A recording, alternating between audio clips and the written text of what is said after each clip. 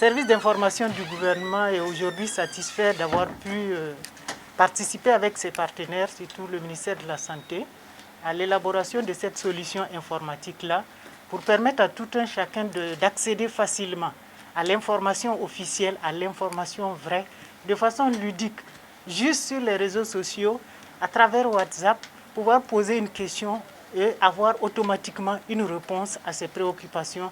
Je pense que c'est tout à fait important aujourd'hui.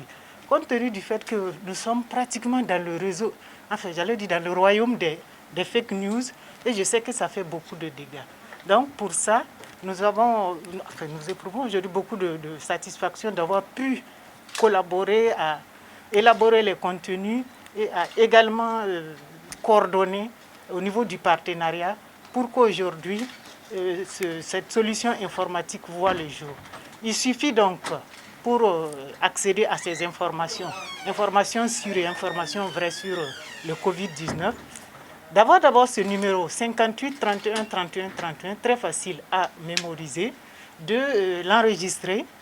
Également, quand on l'a dans son répertoire, d'envoyer juste un petit message. Tout à l'heure, on a fait la démonstration, juste un bonjour, et vous avez une réponse.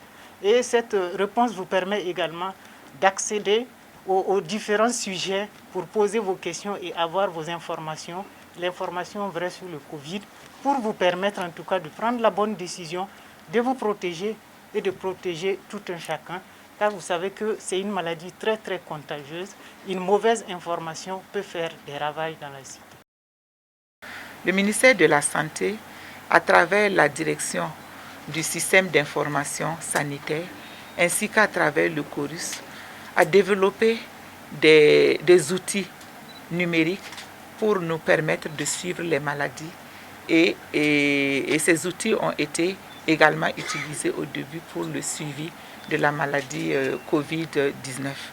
Mais ces nouveaux outils informatiques sont venus appuyer davantage ce qui existait au ministère de la Santé, combler les gaps que les outils développés initialement par le ministère de la Santé ne prenaient pas en compte.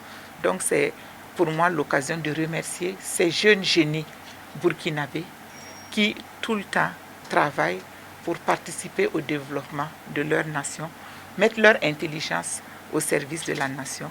C'est cette jeunesse engagée-là dont a besoin le Burkina Faso. Donc nous sommes venus les encourager, leur dire que nous allons utiliser cet outil pour le bénéfice de la santé publique du Burkina Faso. Et c'est ainsi que nous avons procédé au lancement ce matin pour les rassurer que nous veillons à ça.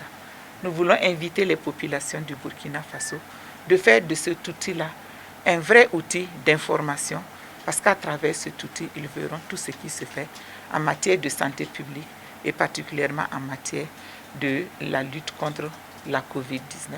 Ce sont des applications, on dit, de surveillance. Et quand on dit surveillance, nous avons développé des rubriques pour la surveillance. Et à travers la surveillance, il y a la surveillance de tout ce qui peut être un point de transmission de la maladie. Il y a également la gestion des alertes. Parce que quand les personnes vont poser des questions, quand des personnes sont des contacts, il faut gérer ces alertes-là. Et il y a également des situations où le ministère de la Santé est interpellé. Et il y a des données statistiques. On a passé le temps à parler de données.